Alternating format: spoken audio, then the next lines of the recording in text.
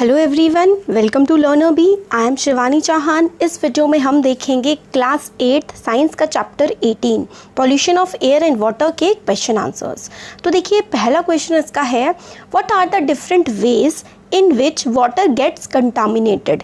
ऐसे कौन से वेज होते हैं, कौन से तरीके होते हैं जिससे वाटर कंटामिनेट हो जाता है। कंटामिनेट होने का मतलब होता है वाटर ख़राब हो जाना या फिर जो पानी है उसमें ऐसी चीज़ें आ जाना जिससे बीमारियां फैल सकती हैं। तो वही होता है कंटामिनेट होने का मतलब ऐसी चीज़ें पड़ जाए पानी में जो पानी की खुद की नहीं है और बाहर से आ रही हैं और पानी को ख़राब कर रही हैं। तो देखिए, water gets contaminated by addition of, कैसे कैसे कंटामिनेट हो जाता है वाटर। एग्रीकल्चरल केमिकल्स, एग्रीकल्चर के जो केमिकल्स हैं जब उसमें मिल जाते हैं तो वाटर कंटामिनेट हो जाता है। इंडस्ट्रियल वेस्ट के मिलने से वाटर कंटामिनेट होता है। सीवेज वेस्ट, देखिए सीवेज वेस्ट वो होता है जैसे कि हमारे घर का जो किचन वेस्ट है, टॉयलेट का वेस्ट है, कपड़े धोते हैं वो वेस्ट है, वो सीवेज वेस्ट होता है। तो देखिए, एग्रीकल्चर वेस्ट में क्या होता है, farmers use excessive amounts of pesticides and fertilisers to increase crop production. These chemicals get carried away to the water bodies due to rains, floods which lead to water pollution. तो देखिए, farmers जो होते हैं, किसान, वो excessive का मतलब होता है काफ़ी ज़्यादा, बहुत ज़्यादा मात्रा में पेस्टिसाइड्स और फर्टिलाइजर्स का इस्तेमाल करते हैं। देखिए, पेस्टिसाइड्स होते हैं जो पेस्ट को मारने के काम आते हैं। पेस्ट का मतलब होता है कीड़े, तो कीड़ों को मारने के जो काम आती हैं दवाइयाँ, उन्हें हम पेस्टिसाइड कहते हैं।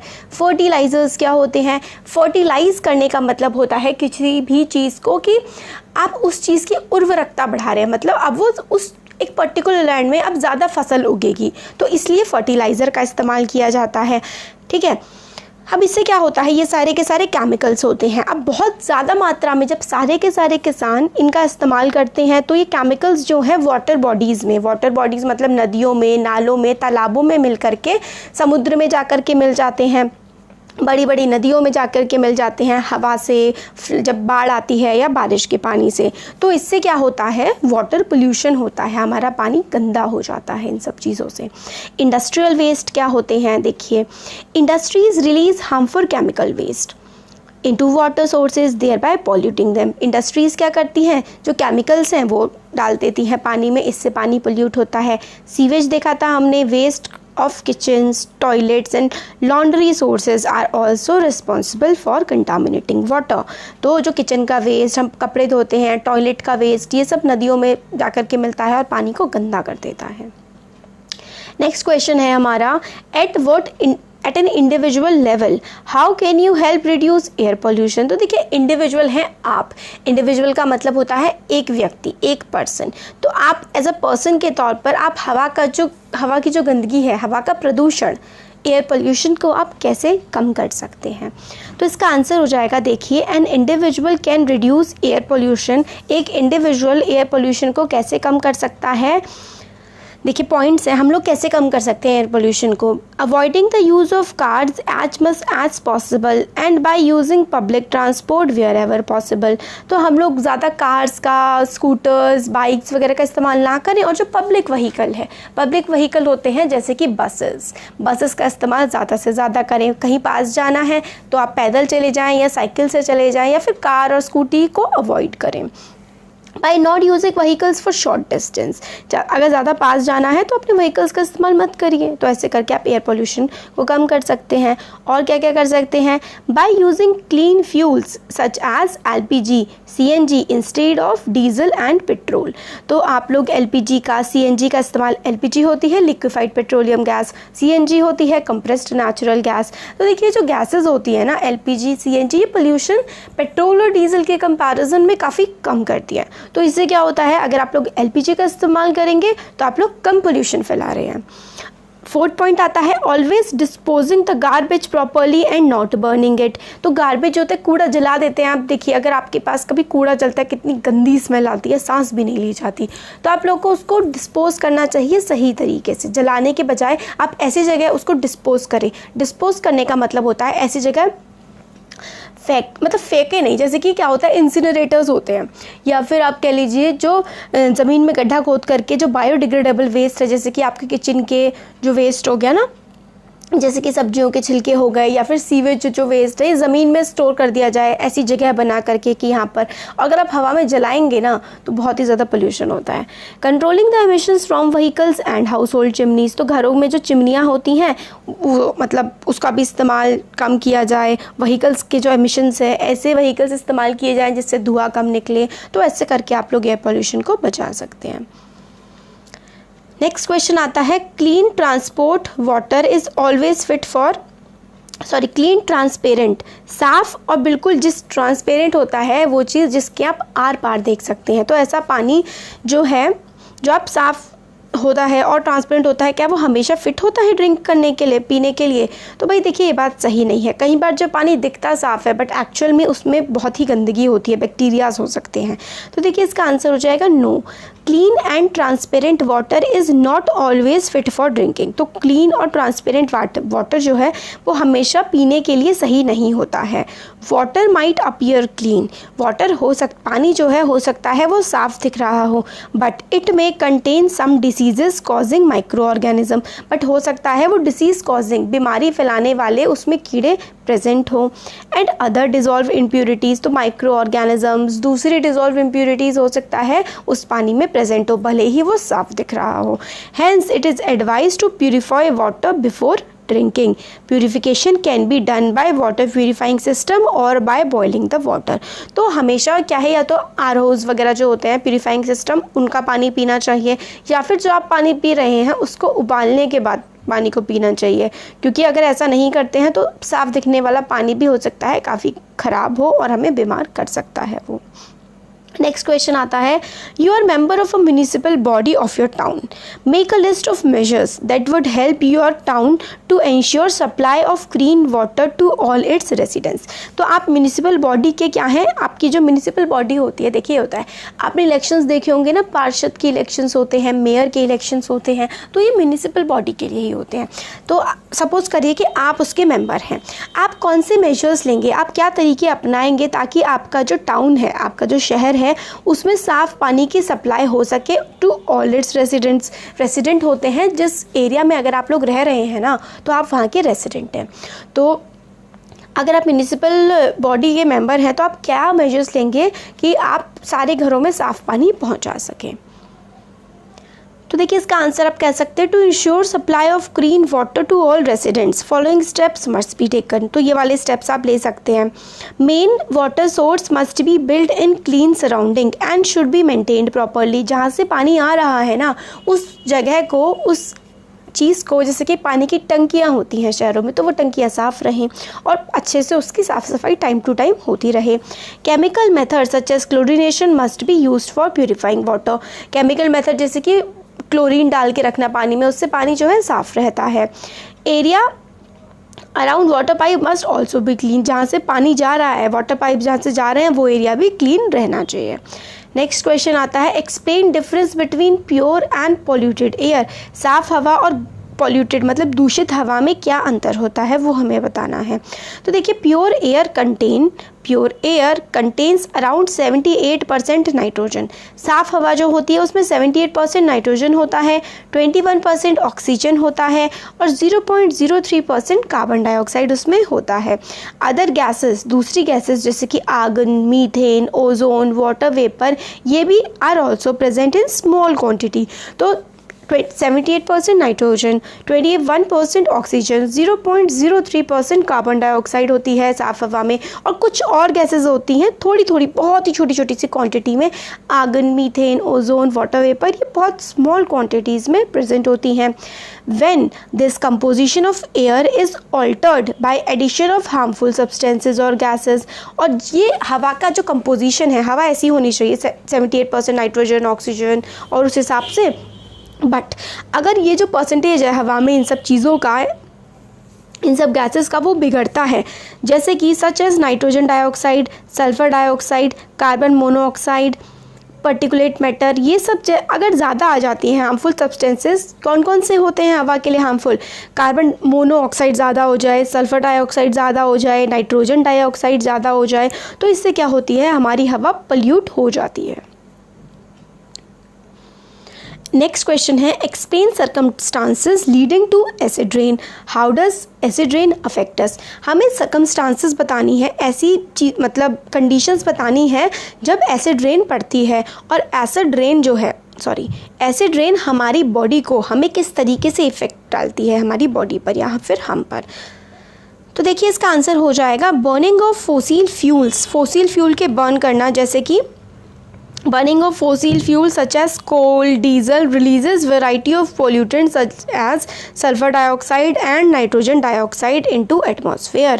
तो fossil fuel जो है ना जब वो बर्न होता है जैसे कि कोयले को हम बर्न करते हैं, डीजल को, पेट्रोल को, बहुत सारे जब हम पोल्यूटेंट्स ये सब चीज़ें जब हम जलाते हैं तो सल्फर डाइऑक्साइड, देखिए SO2 NO2, ठीक है, ये वाली चीज़ें जब एटमॉस्फेयर में रिलीज़ होती है ना, इनको हम पोल्यूटेंट कहते हैं। आपको याद रख लेना है कि सल्फर डाइऑक्साइड, नाइट्रोजन डाइऑक्साइड ये हवा में मिलते हैं तो ये पोल्यूटेंट का काम करते हैं, हवा को गंदा करने का काम करते हैं।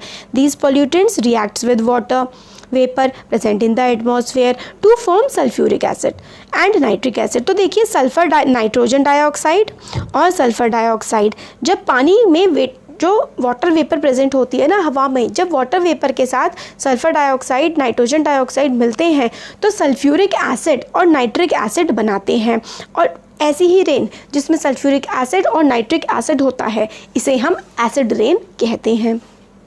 इफ़ेक्ट्स क्या क्या होते हैं एसिड रेन के? Acid rains damages crops, acid rain जो होती है ना वो हमारी जो फसलें होती हैं हमारी क्रॉप्स को ख़राब कर देती है। Acid rains corrode buildings and structures especially those made of marble such as Taj Mahal. तो एसिड रेन जो होती है बिल्डिंग्स को, हमारी जो इमारतें होती हैं उनको कोरोड कर देती है। कोरोड करने का मतलब होता है ख़राब कर देना, जैसे कि ताजमहल पीला पड़ रहा है क्योंकि ताजमहल कोरोड हो रहा है। जो कोरोड, जैसे कि आप आयरन देखते हैं ना, लोहे पे क्या होता है कुछ जम जाती है लेयर, वही कोरोजन होता है। तो एसिड रेन की वजह से मार्बल ख़राब हो जाता है, हमारी मेटल्स ख़राब हो जाती हैं। नेक्स्ट हमारा क्वेश्चन है which of the following is not a green house gas, इनमें से कौन सी ग्रीन हाउस गैस नहीं है? तो देखिए ग्रीन हाउस गैस वो गैस होती है जो हमारे एटमॉस्फेयर में गर्मी को बढ़ाती है। तो देखिए ग्रीन हाउस गैस इसमें से बतानी कौन सी नहीं है। तो नाइट्रोजन ग्रीन हाउस गैस नहीं है, carbon dioxide, sulphur dioxide, methane ये सारी की सारी ग्रीन हाउस गैस हैं। कौन सी नहीं है? नाइट्रोजन ग्रीन हाउस गैस नहीं है। नेक्स्ट क्वेश्चन है हमारा describe green house effect in your own words. हमें ग्रीन हाउस इफेक्ट को अपने वर्ड्स में, अपनी जो है अपने शब्दों में हम लोगों को बताना है कि ग्रीन हाउस इफेक्ट क्या होता है। तो देखिए मैं आपको पहले बताती हूँ, हमारी जो अर्थ है ना, हमारी अर्थ में अपनी तो कोई हीट और लाइट है नहीं। हम लोग कहाँ से लेते हैं हीट और लाइट? सन से लेते हैं। तो सूरज की जो रेज हमारी अर्थ पे आती हैं, सपोज़ करिए ये देखिए हमारी ये अर्थ है और सपोज़ करिए ये सन है। सन वैसे बड़ा है बट ठीक है, इसमें ऐसे दिखा दिया मैंने। तो यहाँ पे इसकी रेस पड़ी, ठीक है, सन की, और हमारी अर्थ ना उसको वापस रिफ्लेक्ट कर देती है, वापस रिफ्लेक्ट कर दिया इसने इसको। अब देखिए क्या होता है कि हमारा ये एटमॉस्फेयर है और एटमॉस्फेयर में ना कार्बन डाइऑक्साइड प्रेजेंट है। तो कार्बन डाइऑक्साइड जो है ना ये हीट रेस को सन की एब्जॉर्ब करने का काम करती है। तो वैसे तो कार्बन डाइऑक्साइड 0.003% है हमारे हवा में, बट क्या हो रहा है ना, हम लोग जो ये कोल बर्न कर रहे हैं, डीजल हम लोग गाड़ियाँ चला रहे हैं, इसकी वजह से कार्बन डाइऑक्साइड की मात्रा हमारे एनवायरनमेंट में बढ़ रही है।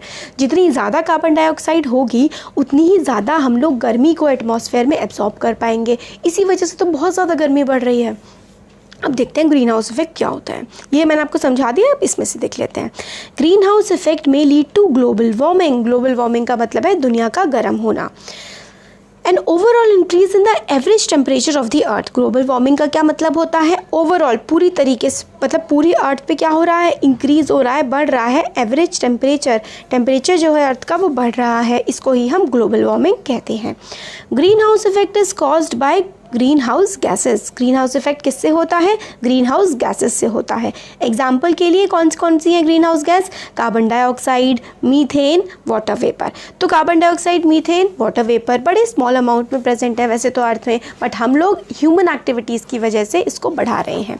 देखिए क्या होता है, when solar radiation reach the earth, सूरज की किरणें जब अर्थ पे पहुंचती हैं, some of these radiation are absorbed by the earth, कुछ तो अर्थ एब्जॉर्ब कर लेती है, and then release back to the atmosphere, और फिर एटमॉस्फेयर को वापस भेज देती है। जैसे मैंने आपको भी बताया था green house gases present in atmosphere trap these radiation and do not allow heat to leave.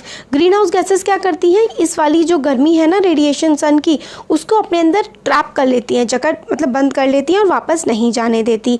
This helps in keeping our planet warm, this helps in human survival. अब देखिए हमारे लिए ज़रूरी है, अगर से सही मात्रा में रहे तो ज़रूरी है, वरना अर्थ जो है ना बर्फ़ का गोला बन जाएगा। मगर क्या हो रहा है, अब क्या हो रहा है, हाउएवर इनडिस्क्रिमिनेट बहुत ज़्यादा जो इंक्रीज़ हो रहा है ग्रीन हाउस गैसेस का can lead to excessive increase in the earth temperature leading to global warming. हम लोग ज़्यादा हीट ट्रैप कर रहे हैं क्योंकि ग्रीन हाउस गैसेस जैसे कि कार्बन डाइऑक्साइड, मीथेन और वाटर वेपर ये बढ़ रहे हैं ना, तो इसकी वजह से गर्मी भी अर्थ पे बढ़ रही है। अब नेक्स्ट क्वेश्चन है, prepare a brief speech on global warming, you have to deliver the speech in your class. तो देखिए वैसे मैंने आपको पूरा बता दिया है, यही है, अभी हम लोग देख लेंगे। अब ऑलमोस्ट हमारा लास्ट क्वेश्चन है ये, हाँ देखिए नया चैप्टर करेंगे इसके बाद। तो हमें डिस्क्राइब करना है threat to the beauty of Taj Mahal, जो ताजमहल की ब्यूटी है उसको क्या खतरा है वो बताना है। तो एसिड रेन मेजर खतरा है भाई ताजमहल की ब्यूटी को। तो acid rain is the major threat to the beauty of Taj Mahal when acid rain falls on monument that is completely made of marble. Monument होती हैं ऐसे इमारतें जो सदियों पहले, बहुत सालों पहले बनाई गई होती हैं, उनको मॉन्यूमेंट्स कहते हैं। तो एसिड रेन जो है वो बहुत ही बड़ा खतरा दे रही है ताजमहल के ब्यूटी को, क्योंकि जो एसिड रेन होती है they react with marble to form powder like substance that is then washed away by the rain. तो एसिड रेन क्या करती है, मार्बल को पाउडर जैसा बना देती है और फिर से जब बारिश पड़ती है वो पाउडर हट जाता है। This phenomena known as marble cancer, इस फिनोमिना को हम मार्बल कैंसर कहते हैं कि एसिड रेन पड़ी, पाउडर जैसा बन गया मार्बल का और फिर वो हट गया powder. Also suit particles emitted from the Mathura oil refinery located near Agra is leading to yellowing of marble। Suit क्या होता है, जो धुआं में पार्टिकल्स होते हैं ना छोटे छोटे, वो मथुरा की जो ऑयल रिफाइनरी है, मथुरा बिल्कुल पास में आ रहा है आगरा के, तो वहाँ से जो ऑयल रिफाइनरी से जो सूट के पार्टिकल, मतलब एक तरीके से आप कह सकते हैं पोल्यूशन के जो पार्टिकल्स निकल रहे हैं वो भी ताजमहल पर जमते हैं आके और ताजमहल की को येलो बना रहे हैं वो। तो ये वाला हमारा हो गया कि कैसे ताजमहल ख़राब हो रहा है, एसिड रेन और suit particles from Mathura refinery, या फिर पोल्यूशन आप कह सकते हैं। अब ये है हमें स्पीच वाला बताना है, ग्लोबल वार्मिंग पे आप क्या बोल सकते हैं। तो देखिए ये बोल सकते हैं आप, global warming is an increase, ये मैंने आपको सारे क्वेश्चंस के थ्रू बता ही दिया है, फिर भी एक बार देख लेते हैं। Global warming is an increase in the average temperature of earth surface, earth के सरफेस का जो टेम्परेचर बढ़ रहा है उसको ग्लोबल वार्मिंग कहते हैं। It occurs as a result of an increase concentration of green house gases in atmosphere. और ये कैसे हो रहा है, जो ग्रीन हाउस गैस की कंसनट्रेशन जो बढ़ रही है ना उसकी वजह से ये हो रही है global warming. Green house gases include carbon dioxide, methane, water vapour, ये हमने देख लिया। These gases trap solar radiation release by earth, this help in, ये देखिए ये वाला तो हम लोगों ने ना पूरा देख ही लिया, आप लोग देख सकते हैं पूरा का पूरा मैंने आपको समझा ही दिया है। तो ये हमारे चैप्टर के क्वेश्चन आंसर्स हो गए हैं। आपको कैसा लगा वीडियो कमेंट सेक्शन में कमेंट करके ज़रूर बताइएगा, और कौन से आप सब्जेक्ट्स पे चाहते हैं, कौन से चैप्टर्स बनाना मैं बनाऊंगी आप चाहते हैं तो वो भी आप मुझे बताइएगा। और सब्सक्राइब करिए चैनल को ताकि आपको जल्दी ही अपडेट्स मिलते रहें और आप अच्छे से पढ़ाई करते रहें। Thank you so much.